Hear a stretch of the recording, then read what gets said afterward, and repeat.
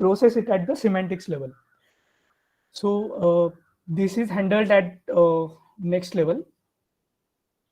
Then we have classification task. So first task is spam filtering, where we have a sentence, we have to classify it if it is a spam or not. So here we usually operate at the sentence level.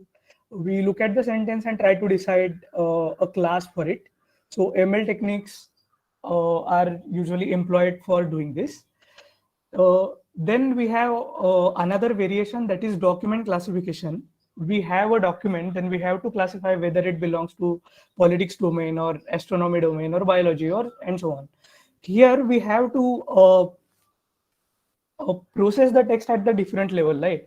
So for spam, we were processing it at the sentence level, but here we have to look at the whole document to come up with a class for that single document. The document might span 1 page, 2 page, or n number of pages. Complexity really increases when, let's say, the document belongs to education class, right? And in that document, the teacher, there is something, let's say it is about English grammar, and one sentence has come there. Now that sentence, grammatical sentence, since it is just an example, could belong to some other domain. So it is possible that the sentence belongs to news, right? Or it is a question from somewhere else, and it belongs to it forms a part of the document. So if we process that sentence, we may say that, okay, it belongs to news, but no, the whole document belongs to education domain. So it is kind of slightly complex affair to come up with a single class for the document.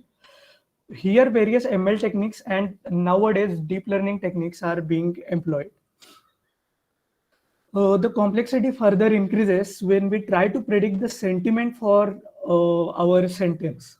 So if the sentence is like product is amazing, then sentiment could be really, it is a positive sentiment. If the word is just terrible, it is a negative sentiment, and so on. Then we can go to the next level. If we go to next level, apart from whether the sentence is positive or negative, what we have to predict is whether the person is angry or frustrated or just sad or like neutral or anything. So emotion of the person. We can further improve the complexity by trying to predict intensity of that emotion. If the person is sad, how much sad the person is based on what he has written in the text. So that elevates the complexity. One more variation, which is really a hot topic right now, is hate speech detection. So it falls under sentiment analysis again. So here we try to decide whether the post made by a person, usually this is in the context of social engineering and all. So if a tweet has a hateful speech in it or not.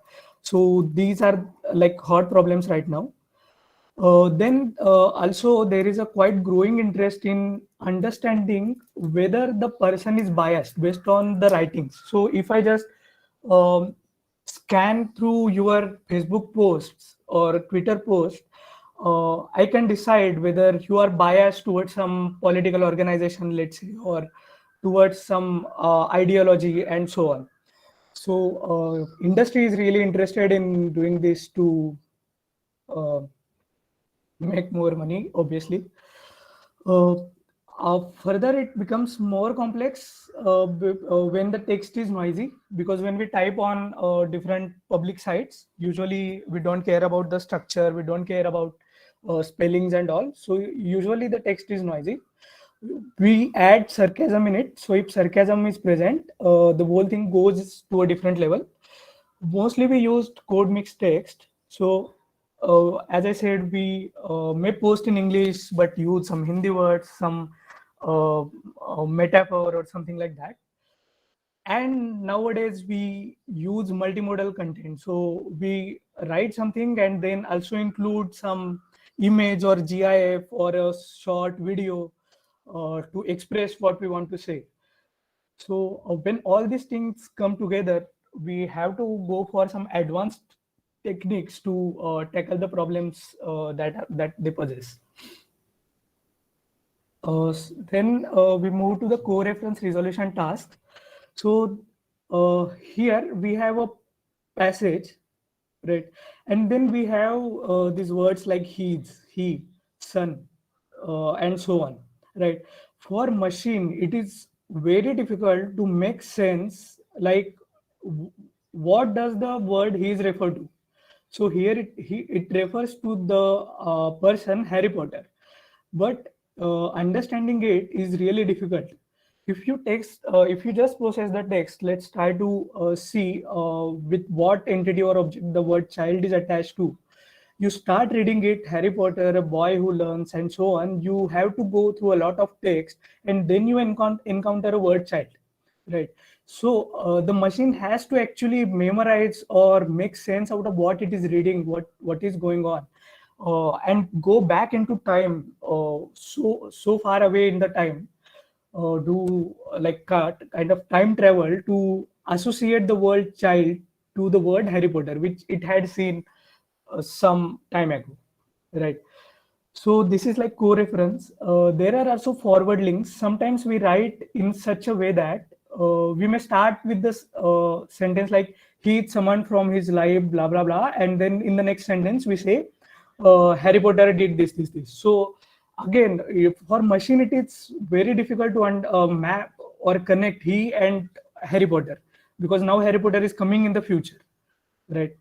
So this is something really important to make understanding of the text, and it's really a challenging problem right now. Uh, then let's look at the information retrieval. Information retrieval involves gathering information from various places, putting them together, representing them in a certain way that information should be useful to perform different tasks like question answering and so on. So in the interest of time, I will not go into the details of the diagram, but I will just briefly say how it happens. So here you can see, here we have text, we pre-process it and all. We perform different tasks like named entity recognition, we do some feature extraction and so on. So that means we try to understand the text in a certain way. Then we do or build something known as knowledge graph. So here is a small example of it. So from text, we extract these things like Putin, Russia, KGB, EPIC, and so on. Then we try to create links between them. So Putin is what is the relation between Putin and Russia? So Putin is a president of Russia. So this is how we keep building the knowledge graph, and then we create ontology and so many different things, and then represent the whole information available to us in a quite structured format. Then when the query comes, we go to this framework and extract what we needed, what we need. So this is information retrieval. This is just an example of what we did recently. So we developed a cross-lingual information retrieval system.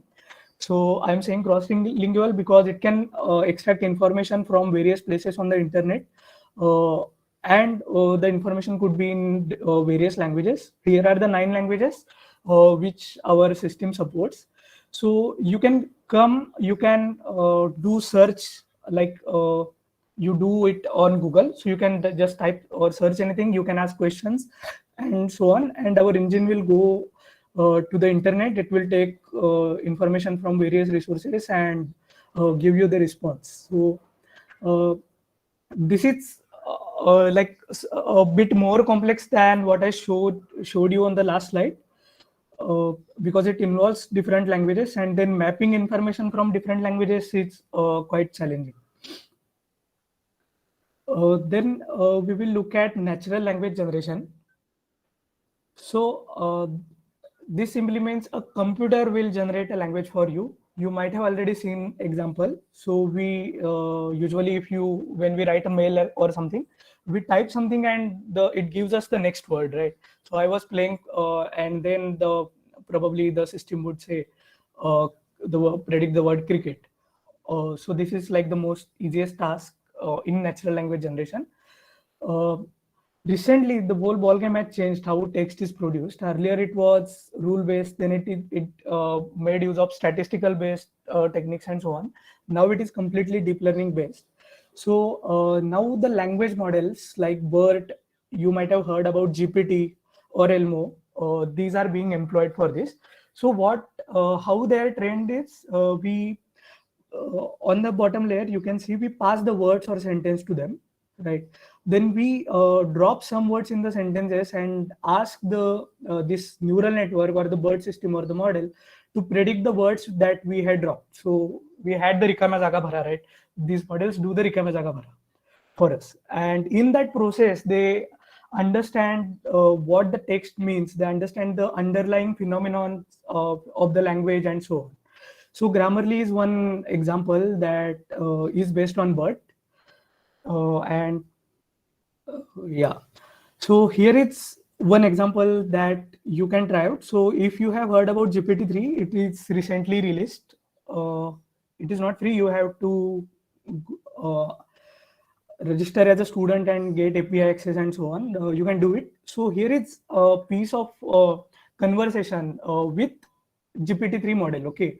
So a person says, "Hello, how are you?" The model says, "I am an AI creator by OpenAI. How can I help you today?" Okay.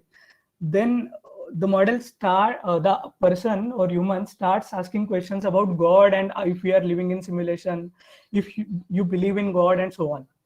And if you actually spend some time and read through this conversation, your mind would blow away at the kind of understanding the model already has got. So maybe I will share the slides, and if you are interested, you can read through this conversation. So here the model is answering whether it believes in whether the God exists or not and what it thinks about it. Okay. So these language models have changed the whole field. Right now, if you take any task, those tasks are employing language, any NLP task, these tasks are employing language models. Okay. So here is an example. So we start with a BERT language model. For some time forget about how it is trained and so on. So we have a language model, which what it does, if we input some sentence by dropping some words in it, it will fill the dropped words at the output. Okay, so that is what it does. Now what we do, we add some layers of neural network on the top of it. We refer them as task heads, and we train this whole model again for our tasks. So maybe for named entity recognition, or for translation, or text classification, question answering, and so on. And that is how we build the system. At the high level, this is what is happening in the whole field of NLP. You start with a language model, you add some layers on the top of it, and you train or fine tune that model, and you get the system for your task. Previous slide there was that squad. Can you just tell what that is? SQUAD. Yeah, so squad is a data set for question answering. Actually, it is like a standardized data set on which the question answering tasks are performed or systems are evaluated. Okay, got it. Yeah. So I showed you one way that we drop something from the input text and the model fills those the remaining places in the sentence. The another way to generate text is this: we pass a sentence to one part of the neural network, which is referred as encoder. This encoder represents that sentence or obtains representation for the input sentence which we have passed to it in some dimension. Okay, that could be a 512 dimension space or something like that. So in some dimension, it generates intermediate understanding of the input which we have passed to encoder. Okay, and then we pass this intermediate representation or understanding to another part of the neural network, which is referred as a decoder, which then generates another sequence or output based on this representation. Okay, so this is a very popular way being employed by sequence to sequence NLP tasks like machine translation, text summarization, and so on. We will see. So first task is text summarization. So here we in the input we have a very long text. It could be a 5-page, 10-page document, and we are interested in coming up with a title for that article, let's say, or we just want to understand what has been written in all those 10 pages. We don't have time to go through all the 10 pages, but we want to know everything that is there. So that is where we use text summarization. So the technique is to use encoder decoder based model. So to encoder, we would pass the whole document. We will generate the understanding of that document, then use the decoder to generate the